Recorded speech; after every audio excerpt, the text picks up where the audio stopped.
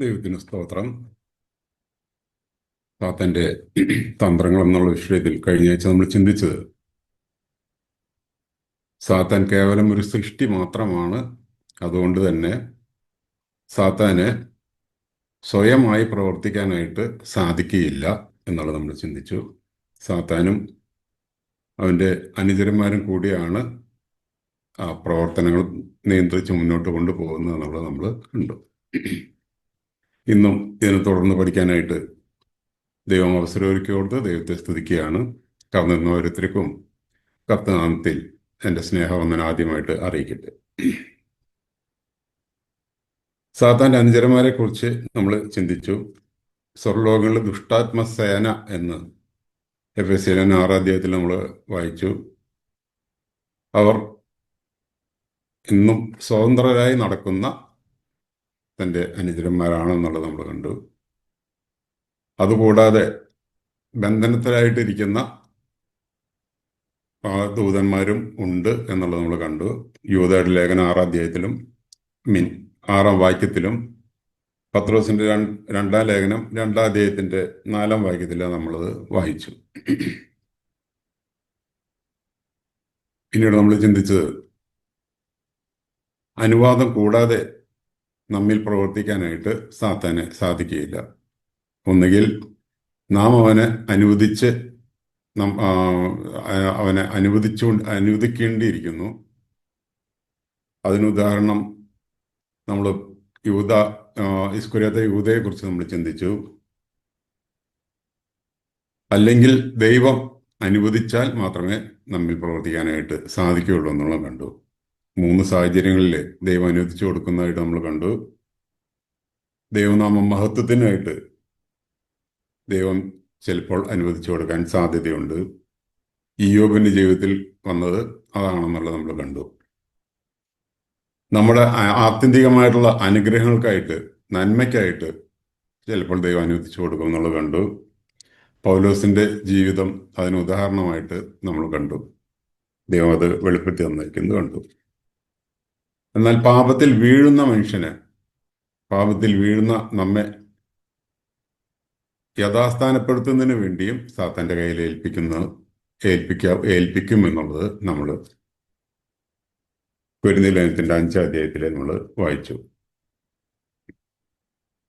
പിശാചിന് ഇടം കൊടുക്കാതെ ജീവിക്കാനായിട്ട് നമുക്ക് ഉത്തരവാദിത്തമുണ്ട് എന്നുള്ളത് നമ്മൾ ഇതിൽ നിന്നും കണ്ടു. സാത്താന്റെ പ്രവർത്തന മാധ്യമം എന്ന് പറയുന്നത് മനുഷ്യരാണ് എന്നുള്ളത് നമ്മൾ കണ്ടു. നാം സാത്താൻ ഒരു ആയുധമായിട്ട് തീരാനായിട്ട് പാടില്ല എന്നുള്ളത് നമ്മൾ ചിന്തിച്ചു. സാത്താന്റെ പ്രവർത്തനത്തിലെ ഏറ്റവും അപകടകരമായ ഒരു മേഖലയാണ് വെളിച്ചദൂതന്റെ വേഷം എന്നുള്ളത് കണ്ടു. സാത്താൻ പഴയ നിയമകാലത്ത് കള്ളപ്രവാചകന്മാരുടെ വേഷത്തിലാണ് അവിടെ പ്രവർത്തിച്ചതെന്നുള്ളത് നമ്മൾ കണ്ടു. ശമരിയിലും യെരുശലേമിലും അതിന് ഉദാഹരണങ്ങളുള്ളതായിട്ട് നമ്മൾ കണ്ടു. പുതിയ നിയമകാലത്ത് അതിൻ്റെ വചനം വിതയ്ക്കുന്ന അവിടെ മുതൽ അവസാനം വരെ, അല്ലെങ്കിൽ കർത്താവിൻ്റെ മധ്യാകാശ വരെയുള്ള കാലഘട്ടങ്ങളിൽ അവൻ അതിനുവേണ്ടി പ്രവർത്തിക്കുമെന്നുള്ളത് നമ്മൾ ചിന്തിച്ചു. ദുരുപദേഷ്ടാക്കളുടെ വേഷത്തിലാണ് അവിടെ ആ പ്രവർത്തനം തുടരുന്നത് എന്നുള്ളത് നമ്മൾ കണ്ടു. നമ്മൾ ശ്രദ്ധയോടെ ജീവിക്കേണ്ടതിൻ്റെ ആവശ്യകത ഇതിൽ നിന്നും നമുക്ക് മനസ്സിലാക്കാനായിട്ട് സാധിക്കും. ഇന്ന് നമ്മൾ സാത്താൻ്റെ തന്ത്രങ്ങളിൽ ചിലതൊക്കെ ഒന്ന് ചിന്തിക്കാമെന്നാണ് ആഗ്രഹിക്കുന്നത്. പിശാച് വിവിധ തന്ത്രങ്ങൾ മനുഷ്യന് നേരെ, പ്രത്യേകിച്ച് വിശ്വാസികളുടെ നേരെ, മറ്റു ലോകമനുഷ്യരെ സംബന്ധിച്ചിടത്തോളം അവർ സാത്താൻ്റെ സ്വന്തമാണ്. അതുകൊണ്ട് അവരെക്കുറിച്ചല്ല നമ്മൾ ഉദ്ദേശിക്കുന്നത്. നമ്മിൽ എങ്ങനെയാണ് സാത്താൻ പ്രയോഗിക്കുന്നത് എന്നുള്ളത്, എന്തെല്ലാം തന്ത്രങ്ങളാണ് ഉപയോഗിക്കുന്നത് എന്നുള്ളത് ദൈവാത്മാവ് രേഖപ്പെടുത്തി തന്നിട്ടുള്ള ചില കാര്യങ്ങൾ കൂടെ ഒന്ന് കടന്നു പോകാനായിട്ടാണ് ഇന്ന് ഞാൻ ആഗ്രഹിക്കുന്നത്. ഒന്നാമതായിട്ട് ഞാൻ ചിന്തിക്കാൻ എൻ്റെ മനസ്സിലേക്ക് കടന്നു വന്നത്, ഗൂഢാലോചന എന്നുള്ളതാണ്, കോൺസ്പിരസി. സാത്താൻ വിവിധ നിലകളിൽ പ്രവർത്തനം ചെയ്യുന്നതായിട്ട് നമ്മൾ കണ്ടു, നമുക്ക് കാണാനായിട്ട് സാധിക്കും. ദിനവൃത്താന്ത പുസ്തകത്തിൽ 1 ദിനവൃത്താന്തം 21 ഒരു ഉദാഹരണം നമുക്ക് കാണാനായിട്ട് സാധിക്കും. 1 ദിനവൃത്താന്തം 21 ആദ്യത്തെ വാക്യത്തിൽ വായിക്കാം. അനന്തരം സാത്താൻ ഇസ്രായേലിന് വിരോധമായി എഴുന്നേറ്റ് ഇസ്രായേലിനെ എണ്ണുവാൻ ദാവീദിന് തോന്നിച്ചു. ദാവീദിന്റെ മനസ്സിൽ ഒരു ഗൂഢാലോചന അവിടെ കൊടുക്കുന്നതായിട്ടാണ് നമ്മൾ അവിടെ വായിക്കുന്നത്. അത് വാക്യം തുടങ്ങുന്നത് അനന്തരം എന്ന് പറഞ്ഞുകൊണ്ടാണ്. അപ്പോൾ അതിന് തൊട്ട് മുമ്പുള്ള അധ്യായങ്ങൾ ഒന്ന് ചിന്തിക്കുന്നത് നല്ലതായിരിക്കും. 18, 19, 20 അധ്യായങ്ങളിൽ മോവാബിരെ, അതുപോലെ ഫെലിസ്ത്യരെ, സോബ രാജാവായ ഹദദേസര്, അരാമ്യര്, അമ്മൂന്യര്, ഇവരെയൊക്കെ തോൽപ്പിച്ച് ജയാളിയായിട്ടിരിക്കുന്ന സമയത്താണ് ഈ ചിന്ത തൻ്റെ ഉള്ളിലേക്ക് കടന്നു വന്നതായിട്ട് കാണുന്നത്. സാത്താൻ ഈ ഗൂഢാലോചന എന്ന് പറഞ്ഞിട്ടുണ്ടെങ്കിൽ നിയമത്തിനെതിരായിട്ട് പ്രവർത്തിക്കാനുള്ള ആലോചന. ഈ ആലോചന അവിടെ കൊടുക്കുന്നതായിട്ട് നമ്മൾ കാണാൻ സാധിക്കും. പുറപ്പാട് പുസ്തകം 30 അതിൻ്റെ നിയമം എന്താണെന്നുള്ളത് നമുക്ക് കാണാനായിട്ട് സാധിക്കും. അതിൻ്റെ 12, 13 വാക്യങ്ങളിൽ ഇസ്രായേൽ മക്കളെ ജനസംഖ്യ എടുക്കുകയാണെങ്കിൽ അവർ ഓരോരുത്തരും തന്റെ ജീവന് വേണ്ടി യഹോവയ്ക്ക് വീണ്ടെടുപ്പ് വില കൊടുത്തതിന് ശേഷം മാത്രമേ ഈ കണക്കെടുക്കാനായിട്ട് അനുവാദമുള്ളൂ, ദൈവം അനുവദിച്ചിട്ടുള്ളൂ. എന്നാൽ ഇതിന് വിരുദ്ധമായിട്ട് നമ്മൾ കഴിഞ്ഞ ആഴ്ചയിൽ അത് ചിന്തിച്ചതാണ്. യോവാബ് പോലും അത് പറഞ്ഞ് മനസ്സിലാക്കി കൊടുക്കുന്നതായിട്ട് നമ്മളവിടെ കണ്ടു. എന്നാൽ ദാവീദ് അതിനെ ഗണ്യമാക്കിയില്ല എന്നുള്ളതാണ് നമ്മളവിടെ വായിക്കുന്നത്. ഇതിൻ്റെ ഒരു മറുവശം ശമൂവേലിന്റെ പുസ്തകത്തിൽ കാണുന്നത് 2 ശമൂവേൽ 23 അതിൻ്റെ ഒരു മറുവശം നമുക്ക് കാണാനായിട്ട് സാധിക്കും.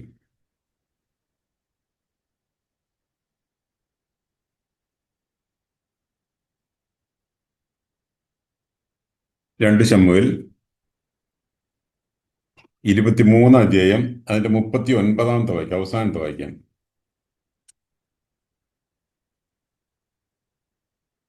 യഹോവയുടെ കോപം വീണ്ടും ഇസ്രായേലിന്റെ നേരെ ജ്വലിച്ചു. നീ ചെന്ന് ഇസ്രായേലിനെയും യഹൂദയെയും എണ്ണുക എന്നിങ്ങനെ അവർക്ക് വിരോധമായി ദാവീദിന് തോന്നിച്ചു. ഇവിടെ അതിന്റെ കാരണം എന്താണ്, ഇങ്ങനെയൊരു സാത്താൻ അവിടെ ഇടപെടാനുള്ള കാരണം എന്താണെന്നുള്ളത് നമുക്കവിടെ കാണാനായിട്ട് സാധിക്കും. യഹോവയുടെ കോപം അത് സാത്താന്റെ കയ്യിൽ ദാവീദിനെ ഏൽപ്പിക്കുന്നതിനായിട്ട് ഇടയായി തീർന്നു എന്നുള്ളതാണ് നമ്മളവിടെ മനസ്സിലാക്കുന്നത്. തുടർന്ന് അതിനുള്ള ഭവിഷ്യത്തുകളൊക്കെ പിന്നീട് തുടർന്നുള്ള വാക്യങ്ങൾ നമ്മൾ വായിക്കുന്നുണ്ട്. ധാരാളം പേർ അവിടെ മരിച്ചു വീഴുന്നതിന് അത് ഇടയായി തീർന്നു എന്നുള്ളത് നമ്മളവിടെ വായിക്കുന്നുണ്ട്. യഹോവയുടെ കോപം എന്നുള്ളത് അത് നമ്മൾ മനസ്സിലാക്കേണ്ടത് ആവശ്യമാണ്. ദൈവം ചിലപ്പോൾ അതിനായി സാത്താന്റെ കയ്യിൽ ഏൽപ്പിക്കുന്നത്, നമ്മെ ശിക്ഷിക്കുന്നതിന് വേണ്ടി സാത്താന്റെ കയ്യിൽ ഏൽപ്പിക്കും എന്നുള്ളത് നമ്മൾ മനസ്സിലാക്കേണ്ടത് ആവശ്യമാണ്. മറ്റൊരു വ്യക്തിയെക്കുറിച്ച് കൂടി നമുക്ക് ചിന്തിക്കേണ്ടത് ആവശ്യമാണ്. 1 രാജാക്കന്മാർ 12 വരുമ്പോൾ അവിടെ മറ്റൊരു വ്യക്തിയെ നമുക്ക് കാണാൻ സാധിക്കും.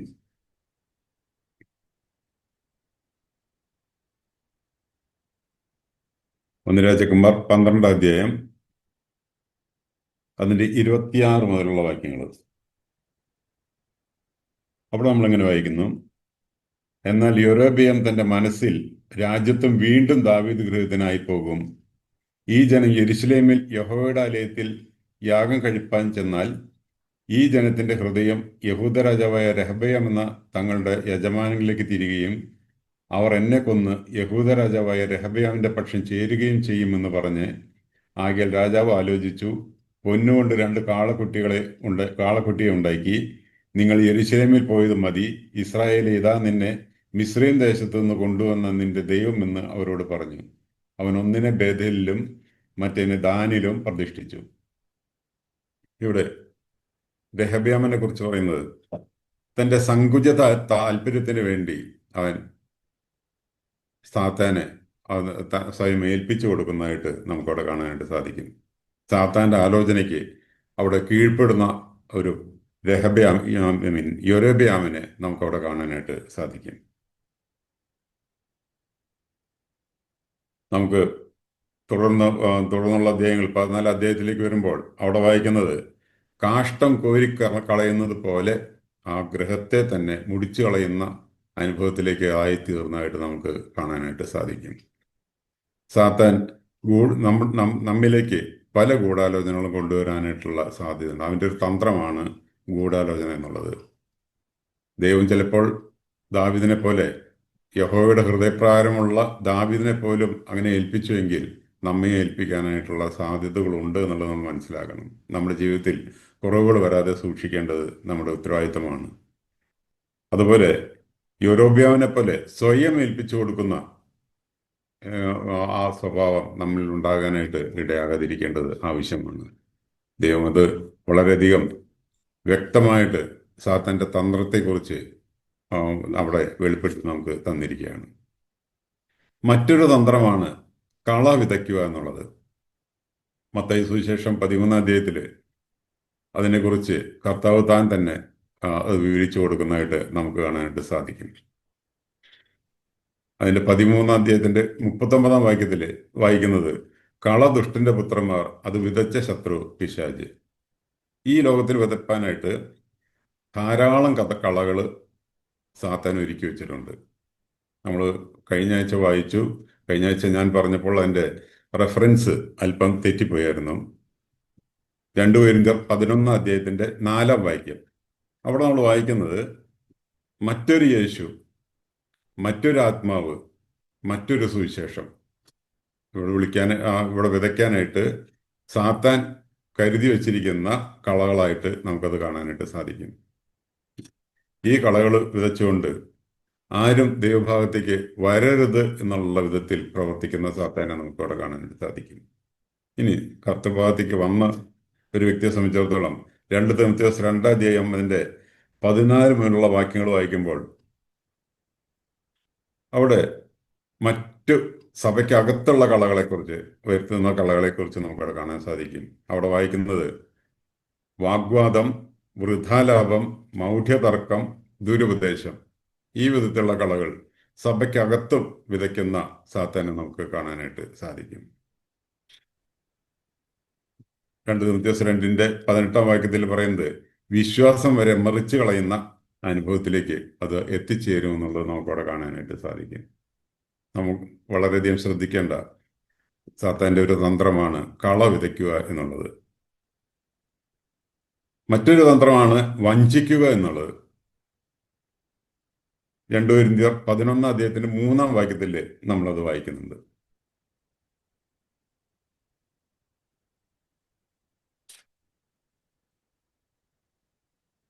2 കൊരിന്ത്യർ 11 അധ്യായത്തിന്റെ 3 വാക്യം. അവിടെ എങ്ങനെയാ വായിക്കുന്നത്?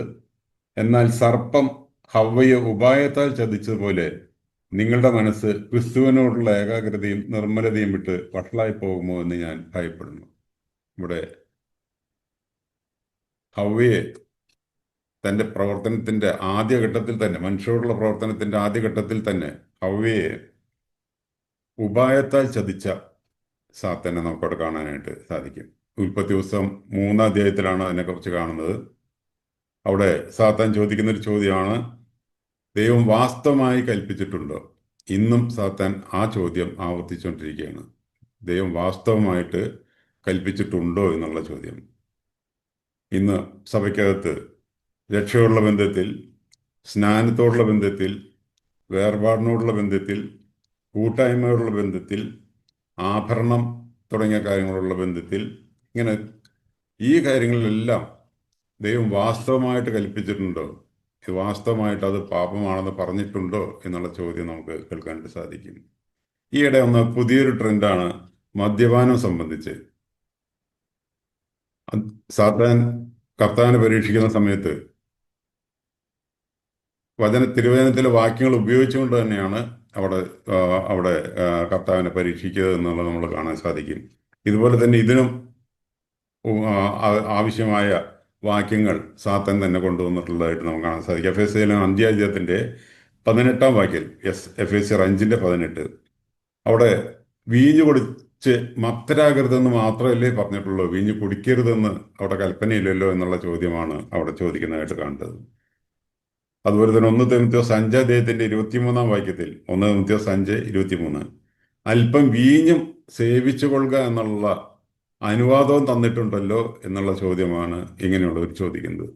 നമ്മുടെ ജീവിതത്തിൽ കർത്താവ് എങ്ങനെയാണോ ആ ആ ഭാഗം കവർ ചെയ്തത് എന്നുള്ളത് നമ്മൾ മനസ്സിലാക്കേണ്ടത് ആവശ്യമാണ്. തിരുവചനത്തിലെ വാക്യങ്ങൾ ഉപയോഗിച്ച് തന്നെ കർത്താവ് അതിനെ നേരിട്ടതായിട്ട്, വചനം എന്ന വാള് ഉപയോഗിച്ചുകൊണ്ട് തന്നെ സാത്താനെ എതിരിട്ടതായിട്ട് നമുക്കവിടെ കാണാനായിട്ട് സാധിക്കും. നമ്മുടെ ജീവിതത്തിലും നമ്മൾ മനസ്സിലാക്കിയിരിക്കേണ്ടത് ആവശ്യമാണ്.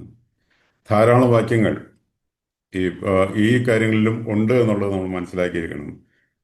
1 കൊരിന്ത്യർ 5 11 അതുപോലെ 6 9 10 വാക്യങ്ങൾ, ഗലാത്യ ലേഖനം 5 19 20 21 വാക്യങ്ങൾ, ഇവിടെ എല്ലാം ഈ വീഞ്ഞു കുടിക്കരുത് എന്നുള്ളത് വ്യക്തമായിട്ട്, മദ്യപാനം തെറ്റാണ്, ശരിയല്ല, അത് ശിക്ഷാവിധിക്ക് യോഗ്യമാണ് എന്നുള്ള വിവരം വ്യക്തമായിട്ട് വചനത്തിൽ രേഖപ്പെടുത്തി തന്നിട്ടുണ്ടെന്നുള്ളത് നമ്മൾ മനസ്സിലാക്കേണ്ടത് ആവശ്യമാണ്. സാത്താൻ തൻ്റെ പ്രധാനപ്പെട്ട ഒരു തന്ത്രമാണ് വഞ്ചിക്കുക എന്നുള്ളത്.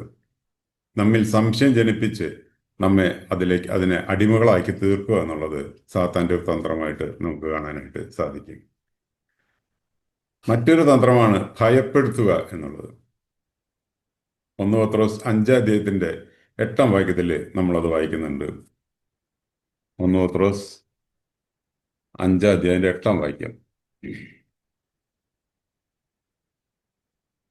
അവിടെ നമ്മളിങ്ങനെ വായിക്കുന്നു: നിർമ്മതരായിരിപ്പിൻ, ഉണർന്നിരിപ്പിൻ, നിങ്ങളുടെ പ്രതിയോഗിയായ പിശാച് അലറുന്ന സിംഹം എന്ന പോലെ ആരെ വിഴുങ്ങേണ്ടു എന്ന് തിരഞ്ഞ് ചുറ്റി നടക്കുന്നു. ഇവിടെ അലർന്ന സിംഹം പോലെ ഭയപ്പെടുത്തുന്ന ആ ഒരു തന്ത്രം സാത്താൻ പ്രയോഗിക്കുന്നതായിട്ട് നമുക്ക് കാണാനായിട്ട് സാധിക്കും. ഞാനൊരു ഈ ഇടയ്ക്കൊരു വീഡിയോയിൽ കണ്ട്, ആരാണ് പറഞ്ഞതെന്ന് എനിക്ക് ഓർമ്മയില്ല, ഈ സിംഹം പല്ലു ഒഴിഞ്ഞ സിംഹമാണ്, അതുകൊണ്ട് അവനെ കടിക്കാൻ സാധിക്കുകയില്ല എന്ന്. എന്നാൽ ദൈവവചനം പറയുന്നത് അവന് കടിക്കാനല്ല, വിഴുങ്ങാൻ പോലും സാധിക്കുകയില്ല എന്ന് തന്നെയാണ് നമുക്ക് ദൈവത്തിൽ നിന്ന് കാണാനായിട്ട് സാധിക്കുന്നത്. തല തകർക്കപ്പെട്ട ശത്രുവാണ് സാത്താൻ എന്നുള്ളത് നമ്മൾ മനസ്സിലാക്കിയിരിക്കേണ്ടത് ആവശ്യമാണ്. അവൻ കടിക്കില്ല എന്ന് മാത്രമല്ല, വിഴുങ്ങാൻ പോലും അവനെ സാധിക്കില്ല. അവൻ അലറി പേടിപ്പിക്കാൻ മാത്രമേ സാധിക്കൂ എന്നുള്ളത് നമ്മൾ മനസ്സിലാക്കിയിരിക്കേണ്ടത് ആവശ്യമാണ്. ഇതിനകത്ത് 2 നിർദ്ദേശങ്ങൾ പറഞ്ഞുകൊണ്ടാണ് ഈ കാര്യം ദൈവാത്മാവ് രേഖപ്പെടുത്തിയിരിക്കുന്നത്. നിർമ്മതരായിരിക്കുക, ആദ്യമായിട്ട് നിർമ്മതരായിരിക്കുക. രണ്ടാമതായിട്ട് ഉണർന്നിരിക്കുക. നമ്മുടെ ജീവിതത്തിൽ നിർമ്മതരായിരിക്കേണ്ടത് ആവശ്യമാണ്. സമചിത്തതയോടെ ഇരിക്കേണ്ടത്, അല്ലെങ്കിൽ ചഞ്ചലമാനസരായിരിക്കാതിരിക്കേണ്ടത് നമ്മുടെ ജീവിതത്തിൽ ആവശ്യമാണ്. എങ്കിൽ മാത്രമേ സാത്താനെ ജയിക്കാനായിട്ട്, സാത്താൻ ഭയപ്പെടുത്തുമ്പോൾ അതിനെ ജയിക്കാനായിട്ട് നമുക്ക് സാധിക്കുകയുള്ളൂ. നമ്മുടെ ജീവിതത്തിൽ മറ്റൊരു കാര്യമാണ് ഉണർന്നിരിക്കുക. ആത്മീയമായിട്ട് ഉറങ്ങുന്നവരെയാണ് അവൻ അലറി പേടിപ്പിക്കാനായിട്ട് സാധിക്കുകയുള്ളൂ. അതുകൊണ്ട് നാം ആ ആത്മീയമായിട്ട് ഉറക്കത്തിന്റെ അവസ്ഥ, അല്ലെങ്കിൽ അങ്ങനെ ഒരു അവസ്ഥയിൽ ആയിത്തീരാനായിട്ട് ഇടയായിത്തീരാതിരിക്കേണ്ടത് ആവശ്യമാണ്. നമ്മൾ ശിംശോനെ കുറിച്ച് നമ്മൾ ചിന്തിക്കുമ്പോൾ, ശിംശോൻ ദലീലയുടെ മടിയിൽ കിടന്നുറങ്ങുമ്പോഴാണ് അവൻ അലറി പേടിപ്പിക്കാനായിട്ട് ശത്രു വന്നതെന്നുള്ളത് നമ്മളവിടെ മനസ്സിലാക്കേണ്ടത് ആവശ്യമാണ്. ജീവിതത്തിൽ നമ്മൾ ഉറങ്ങുന്ന, അല്ലെങ്കിൽ ആത്മീയമായിട്ട് ഉറങ്ങുന്ന അവസ്ഥയിലാണ് അവൻ അലറി പേടിപ്പിക്കാനായിട്ട് സാധിക്കുകയുള്ളൂ. അതുമാത്രമല്ല, അവിടെ പറഞ്ഞിരിക്കുന്ന മറ്റൊരു കാര്യം, അവൻ ചുറ്റി നടക്കുകയാണ്. കാരണം അവന് ആരാണ് എന്താണെന്നുള്ളത് മനസ്സിലാക്കാനായിട്ടുള്ള സ്വയമായിട്ടുള്ളൊരു കഴിവ് അവനില്ലാത്തതുകൊണ്ട് അവൻ ചുറ്റി നടക്കുന്നതായിട്ടാണ് നമ്മളവിടെ വായിക്കുന്നത്. ഇയ്യോബിന്റെ പുസ്തകത്തിൽ വായിക്കുമ്പോൾ അവൻ ഊടാടി സഞ്ചരിക്കുന്നതായിട്ടാണ് നമ്മളവിടെ വായിക്കുന്നത്. ജീവിതത്തിൽ ഊടാടി സഞ്ചരിക്കുന്ന ഒരു വ്യക്തിത്വമാണ് സാത്താൻ എന്നുള്ളത് നമ്മൾ മനസ്സിലാക്കേണ്ടത് ആവശ്യമാണ്. അവനെ ഭയക്കേണ്ട യാതൊരു കാര്യവുമില്ല എന്നുള്ളത് ദൈവാത്മാവ് ഇവിടെ നമുക്ക് വെളിപ്പെടുത്തി തരികയാണ്. എന്നാൽ മാനുഷികമായിട്ട് നമ്മൾ ഭയപ്പെടാനായിട്ടുള്ള സാധ്യതകളുണ്ട് എന്നുള്ളത് നമുക്ക് വചനത്തിൽ നിന്ന് കാണാൻ സാധിക്കും. ഒന്ന് രാജാക്കന്മാർ 19 അധ്യായത്തിലേക്ക് വരുമ്പോൾ അവിടെ ഭയപ്പെട്ട ഒരു വ്യക്തിയെക്കുറിച്ച് നമുക്കവിടെ കാണാൻ സാധിക്കും. ഒന്ന് രാജാക്കന്മാർ 19 അധ്യായം അതിന്റെ 3-4 വാക്യങ്ങൾ. അവൻ ഭയപ്പെട്ട് എഴുന്നേറ്റ് ജീവരക്ഷയ്ക്കായി പുറപ്പെട്ട് യഹൂദയ്ക്ക് ഉൾപ്പെട്ട ബേർശേബയിൽ ചെന്ന് അവിടെ തന്റെ ബാല്യക്കാരനെ താമസിപ്പിച്ചു. താനോ മരുഭൂമിയിൽ ഒരു ദിവസത്തെ വഴി ചെന്ന് ഒരു ചൂരച്ചെടിയുടെ തണലിലിരുന്ന് മരിക്കുവാൻ ഇച്ഛിച്ചു. ഇവിടെ ഏലിയാവിനെ കുറിച്ചാണ് അവിടെ നമ്മൾ വായിച്ചത്. അതിന്റെ തൊട്ടു മുമ്പുള്ള അധ്യായത്തിലേക്ക് വരുമ്പോൾ ഏകനായി നിന്ന് യഹോവയ്ക്ക് വേണ്ടി വീര്യം പ്രവർത്തിച്ച ഒരു വ്യക്തിയാണ് ഏലിയാവ്. അങ്ങനെയുള്ള ഏലിയാവ് പോലും ഭയപ്പെടുന്ന അവസരമുണ്ടായി എന്നുള്ളത് നമുക്കവിടെ കാണാനായിട്ട് സാധിക്കും. എന്നാൽ തുടർന്നുള്ള വാക്യങ്ങൾ വായിക്കുന്ന സമയത്ത് ഏലിയാവിനെ തട്ടി ഉണർത്തി ശക്തീകരിക്കുന്ന വലിയനായ ദൈവത്തെ നമുക്കവിടെ കാണാനായിട്ട് സാധിക്കും. ദൈവത്തിന് വേണ്ടി നിന്നാൽ, ദൈവത്തോട് ചേർന്ന് നിന്നാൽ, നാം ഭയപ്പെടാനുള്ള, മാനുഷികമായിട്ട് ഭയപ്പെട്ടാലും നമ്മെ തട്ടി ഉണർത്തി നമ്മെ ശക്തീകരിക്കാനായിട്ട് നമ്മുടെ കർത്താവ് ഉണ്ട് എന്നുള്ളത് നമ്മൾ മനസ്സിലാക്കിയിരിക്കേണ്ടത് ആവശ്യമാണ്. എന്നാൽ മറ്റൊരു വ്യക്തിയെക്കുറിച്ച് 1 ശമൂവേൽ 28 അധ്യായത്തിൽ നമുക്ക് കാണാൻ സാധിക്കും. 1 ശമൂവേൽ 28 അധ്യായം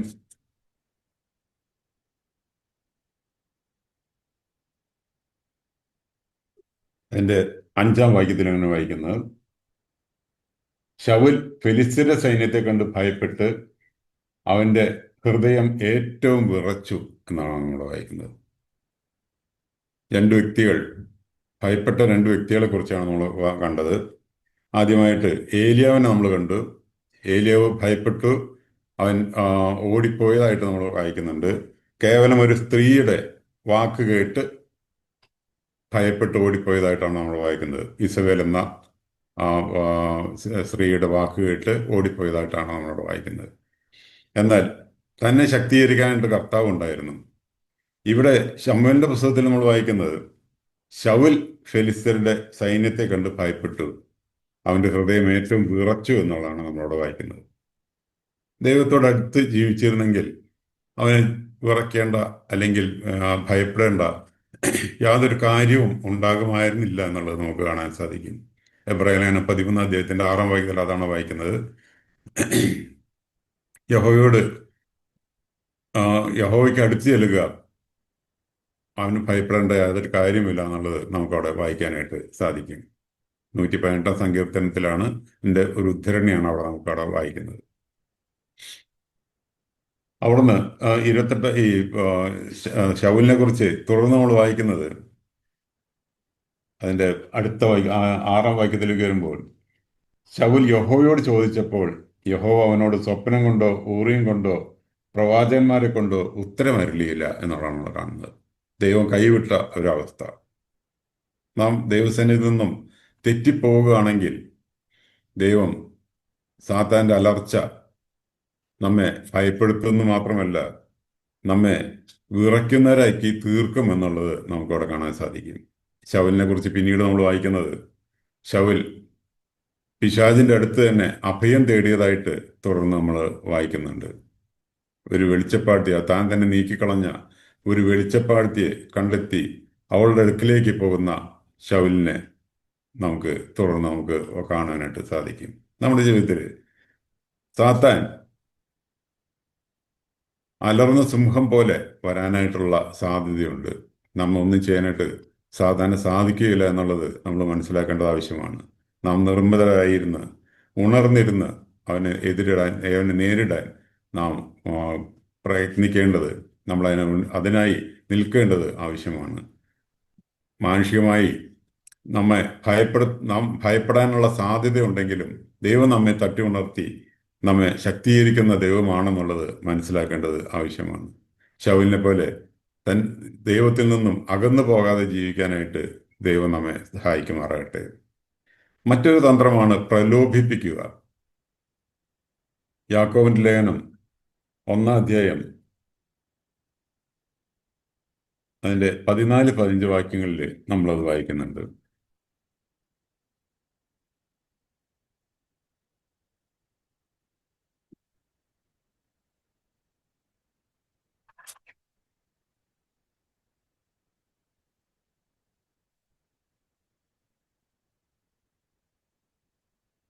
യാക്കോബ് 1-ാം അധ്യായം അതിന്റെ 14-15 വാക്യങ്ങൾ.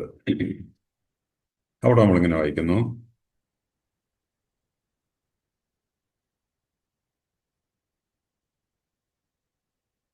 ഓരോരുത്തൻ പരീക്ഷിക്കപ്പെടുന്നത് സ്വന്തം മോഹത്താൽ ആകർഷിച്ച് വശീകരിക്കപ്പെടുകയാലാകുന്നു.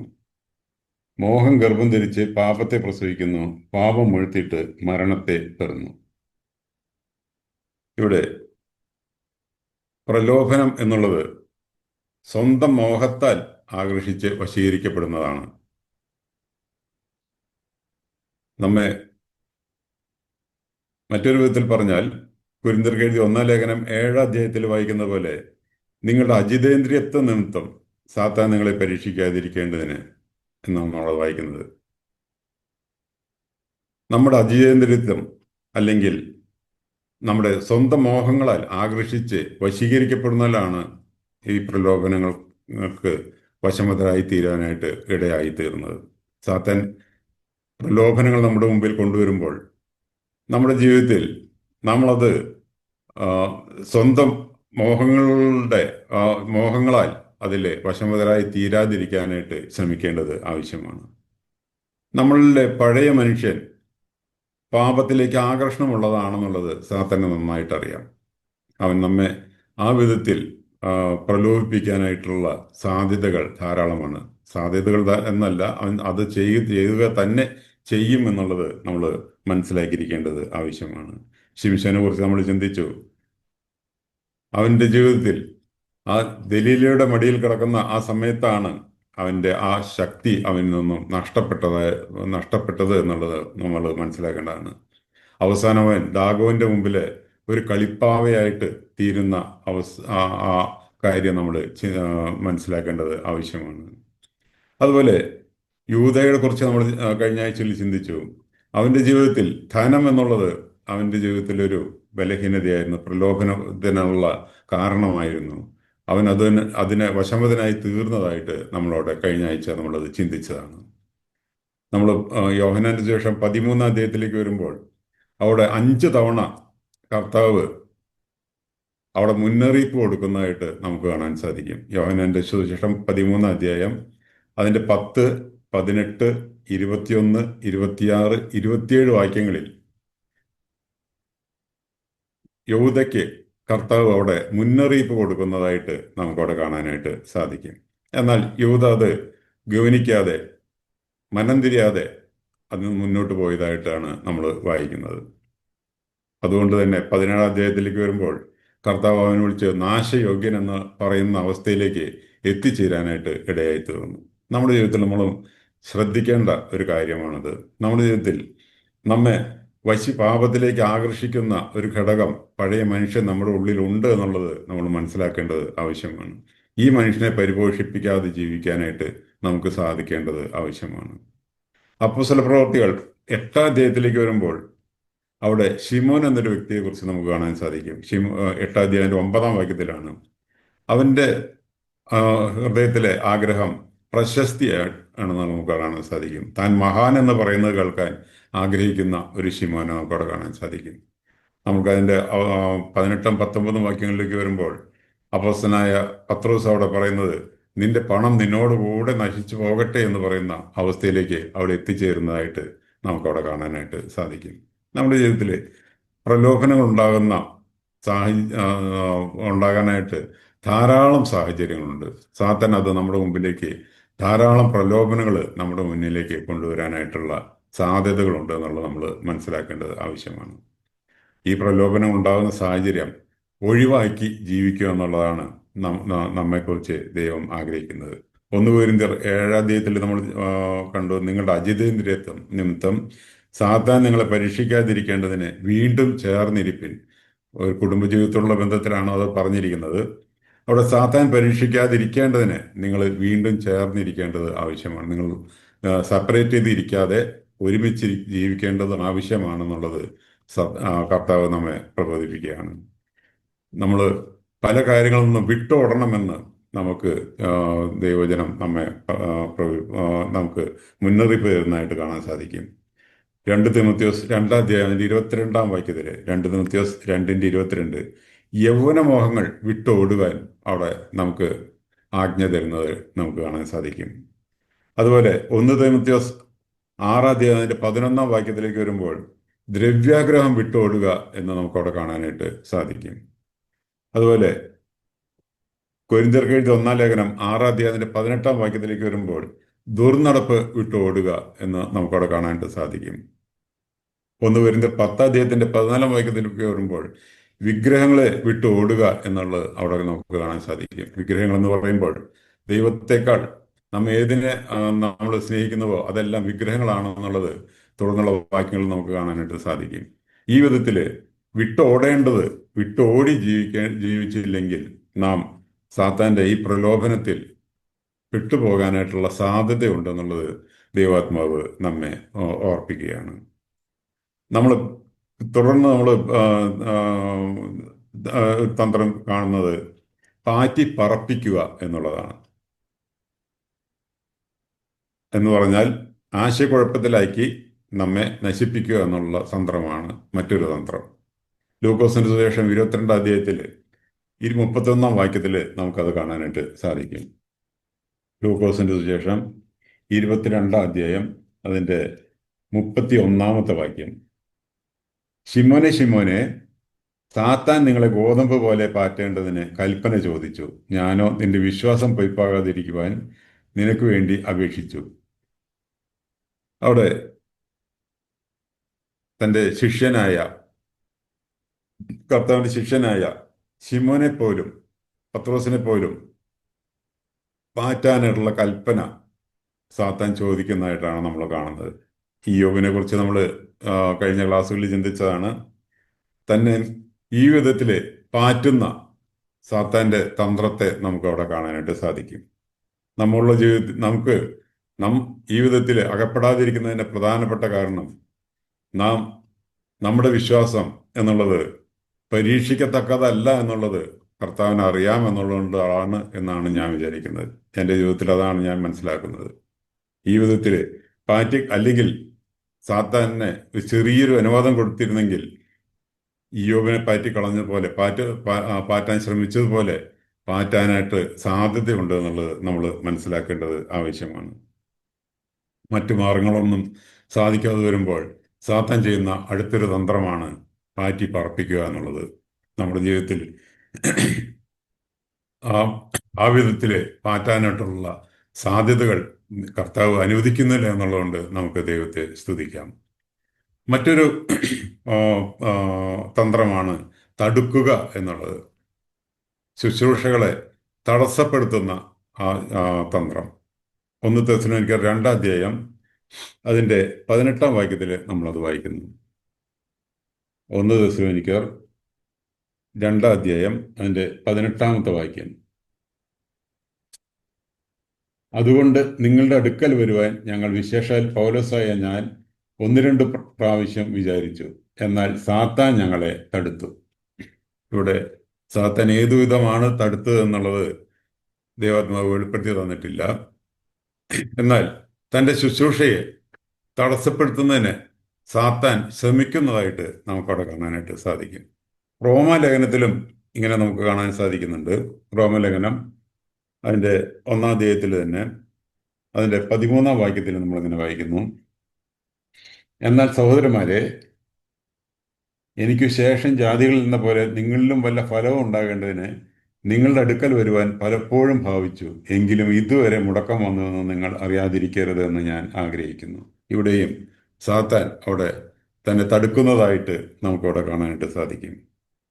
ദാനിയേലിന്റെ പുസ്തകത്തിൽ ദാനിയേൽ പ്രവചനം അതിൻ്റെ 10-ാം അധ്യായം അതിൻ്റെ 13-ാം വാക്യത്തിൽ കർത്താവിനെ പോലും തടുക്കുന്നതായിട്ട് നമുക്കവിടെ കാണാൻ സാധിക്കും. പാർസി രാജ്യത്തിൻ്റെ പ്രഭു തടുത്തു കളഞ്ഞതായിട്ട് അവിടെ രേഖപ്പെടുത്തിയിരിക്കുന്നതായിട്ട് കാണാൻ സാധിക്കും. തുടർന്ന് പ്രധാന ദൂതനായ മീഖായേൽ വന്നാണ് തനിക്ക് അവിടെ നിന്ന് ആ, ദാനിയേലിൻ്റെ അടുക്കിലേക്ക് എത്തുവാനായിട്ട് സാധിച്ചതെന്നുള്ളത് താൻ തന്നെ അവിടെ പറയുന്നതായിട്ട് അവിടെ രേഖപ്പെടുത്തിയിരിക്കുന്നു. ഈ വിധത്തിൽ നമ്മുടെ ശുശ്രൂഷകളെ, ശുശ്രൂഷ രംഗത്ത് ആയിരിക്കുന്ന നമ്മെ തടുക്കുവാനായിട്ട് സാത്താൻ ശ്രമിക്കുമെന്നുള്ളത് നമ്മൾ മനസ്സിലാക്കിയിരിക്കേണ്ടത് ആവശ്യമാണ്. സാത്താൻ മാത്രമല്ല, പരിശുദ്ധാത്മാവും തടുക്കാറുണ്ടെന്നുള്ളത് നമുക്ക് കാണാൻ സാധിക്കും. അപ്പോസ്തല പ്രവൃത്തികൾ 16 അധ്യായത്തിലേക്ക് വരുമ്പോൾ അതിൻ്റെ 6-7 വാക്യങ്ങളിൽ അവിടെ തൻ്റെ ശുശ്രൂഷയെ പരിശുദ്ധാത്മാവ് തടുക്കുന്നതായിട്ട് നമ്മളവിടെ വായിക്കുന്നുണ്ട്. ആ വിധത്തിൽ പരിശുദ്ധാത്മാവും തടുക്കാനായിട്ടുള്ള സാധ്യതയുണ്ട്. എന്നാൽ സാധാരണഗതിയിൽ തടുക്കുന്നത് സാത്താനാണെന്നുള്ളത് നമ്മൾ മനസ്സിലാക്കിയിരിക്കേണ്ടത് ആവശ്യമാണ്.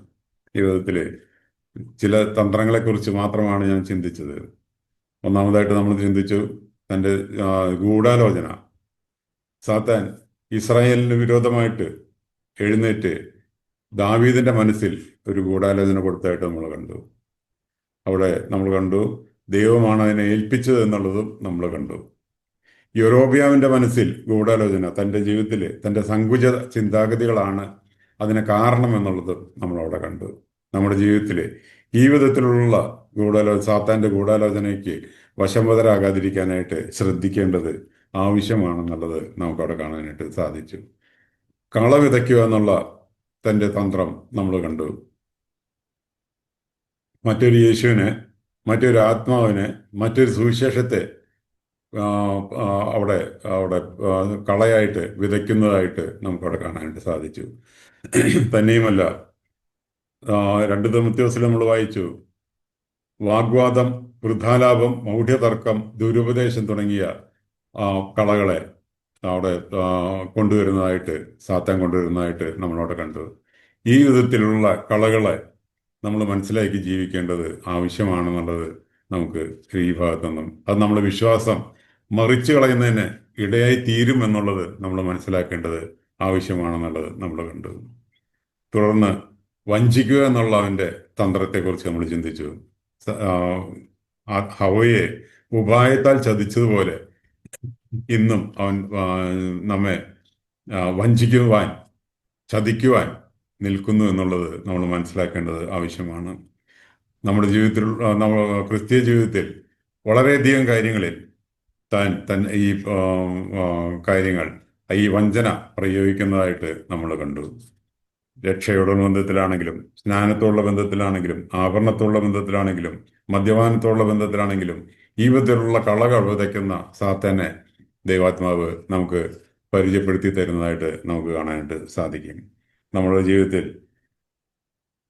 ദൈവ വചനത്താൽ തന്നെ സാത്താനെ എതിരിടുവാനായിട്ട് ഈ വിധത്തിൽ സാധിക്കണമെന്നുള്ളത്, കർത്താവ് തന്ന മാതൃക നമ്മുടെ ജീവിതത്തിലും പകർത്തണമെന്നുള്ളത് നമുക്കതിൽ നിന്നും ചിന്തിക്കാനായിട്ട് സാധിച്ചു. പിന്നീടുള്ള ഒരു തന്ത്രമാണ് ഭയപ്പെടുത്തുക എന്നുള്ളത്. അലറി പേടിപ്പിച്ചുകൊണ്ട് നമ്മെ നിഷ്ക്രിയരാക്കാനായിട്ടുള്ള ശ്രമം. ഇവിടെ നമ്മൾ മനസ്സിലാക്കേണ്ടത്, നമ്മൾ നിർമ്മതരായിരുന്നാൽ, അതുപോലെ ഉണർന്നിരുന്നാൽ ഈ തന്ത്രവും നമ്മുടെ ജീവിതത്തിൽ ഫലിക്കുകയില്ല എന്നുള്ളത് നമ്മൾ മനസ്സിലാക്കേണ്ടത് ആവശ്യമാണ്. നമ്മുടെ ജീവിതത്തിൽ ഭയം കടന്നു വരാനായിട്ടുള്ള സാധ്യതയുണ്ടെങ്കിലും ഏലിയാവിനെ പോലെ നമ്മെ തട്ടി ഉണർത്തി ശക്തീകരിക്കാനായിട്ട് നമ്മുടെ ദൈവം നമ്മുടെ കൂടെ ഉണ്ട് എന്നുള്ളത് വിവരം നമ്മൾ മനസ്സിലാക്കിയിരിക്കേണ്ടത് ആവശ്യമാണ്. എന്നാൽ ശൗലിനോടുള്ള ബന്ധത്തിലും നമ്മൾ ചിന്തിച്ചു. ശൗൽ ദൈവത്തിൽ നിന്ന് അകന്നു പോയപ്പോൾ തനിക്ക് ദൈവം യാതൊരു വിധത്തിലും ഉത്തരമരുളാതെ തന്നെ വിറയ്ക്കുന്നതിനാക്കി തീർത്തതായിട്ട് നമുക്കവിടെ കാണാനായിട്ട് സാധിച്ചു. താൻ അവസാനം സാത്താനെ തന്നെ അഭയം തേടുന്ന ശൗലിനെ നമുക്ക് തുടർന്ന് കാണാനായിട്ട് സാധിച്ചു. നമ്മുടെ ജീവിതത്തിൽ ഈ വിധത്തിലുള്ള അധപതനം വരാതിരിക്കാനായിട്ട് ശ്രദ്ധിക്കുവാൻ ദൈവാത്മാവ് ഇതിൽ നിന്നും നമ്മെ മനസ്സിലാക്കുകയാണ്. പിന്നീട് നമ്മൾ കണ്ടത് പ്രലോഭനം എന്നുള്ള തന്ത്രമാണ്. നമ്മുടെ ജീവിതത്തിൽ പല വിധത്തിലുള്ള പ്രലോഭനങ്ങൾ നമ്മുടെ ജീവിതത്തിൽ കൊണ്ടുവരാനായിട്ട് സാധ്യതയുണ്ട്. ഈ പ്രലോഭനം ഉണ്ടാകുന്ന സാഹചര്യം മനസ്സിലാക്കി അത് വിട്ടു ഓടുവാനായിട്ട് നമുക്ക് കഴിയേണ്ടത് ആവശ്യമാണെന്നുള്ളത് ദൈവാത്മാവ് നമ്മെ ഓർപ്പിച്ചു. അതുപോലെ തന്നെ ദൈവവചനം കൊണ്ട് തന്നെ അതിനെ എതിരിടാനായിട്ടും നമുക്ക് സാധിക്കണം എന്നുള്ളതും നമ്മൾ ചിന്തിച്ചു. പിന്നീട് നമ്മൾ കണ്ടത് പാറ്റി പറപ്പിക്കുക എന്നുള്ള തന്ത്രമാണ്. ആശയക്കുഴപ്പത്തിലാക്കി നമ്മെ നശിപ്പിക്കുന്ന ഒരു തന്ത്രം. നമ്മെ ഇയ്യോബിനെ ചെയ്തതുപോലെ നമ്മുടെ ജീവിതത്തിൽ ആ വിധത്തിൽ സാത്താൻ പ്രവർത്തിക്കുകയാണെങ്കിൽ അതിൽ ഇയ്യോബിനെ പോലെ നിലനിൽപ്പാനായിട്ട്, ഇയ്യോബിനെ പോലെ ആ വചനത്തിൽ ഉറച്ചു നിൽപ്പാനായിട്ട് നമുക്ക് സാധിക്കണം എന്നുള്ളത് നമ്മൾ മനസ്സിലാക്കിയിരിക്കേണ്ടത് ആവശ്യമാണ്. ദൈവം നമ്മെ അതിന് അനുവദിക്കുന്നില്ല എന്നുള്ളത് നമുക്ക് ദൈവത്തെ സ്തുതിക്കുന്നതിന് അത് കാരണമാണ് എന്നുള്ളത് നമ്മൾ മനസ്സിലാക്കേണ്ടത് ആവശ്യമാണ്. അവസാനമായിട്ട് നമ്മൾ കണ്ടത് തടുക്കുക എന്നുള്ള സാത്താൻ്റെ തന്ത്രമാണ്. ശുശ്രൂഷകളെ നമുക്ക് ഏൽപ്പിച്ചിരിക്കുന്ന ശുശ്രൂഷകളെ തടുക്കുന്ന സാത്താൻ്റെ തന്ത്രത്തെ നമുക്ക് അവിടെ കാണാനായിട്ട് സാധിക്കും. കർത്താവിനെ പോലും തടുക്കാനായിട്ട് അവൻ ശ്രമിച്ചുവെങ്കിൽ നമ്മയും തടുക്കാനായിട്ടുള്ള ധാരാളം സാധ്യതകളുണ്ട് എന്നുള്ളത് നമ്മൾ മനസ്സിലാക്കേണ്ടത് ആവശ്യമാണ്. നമ്മൾ സാത്താനെ ജയിച്ച് ജീവിക്കാനായിട്ട് ഈ തന്ത്രങ്ങളെക്കുറിച്ചുള്ള പഠനം നമ്മെ സഹായിക്കുമാറാകട്ടെ. ദൈവം ഈ ക്ലാസ്സുകളാൽ ദൈവം നമ്മെ അനുഗ്രഹിക്കുമാറാകട്ടെ. ദൈവനാമം എന്നും എന്നേക്കും വാഴ്ത്തപ്പെടുമാറാകട്ടെ.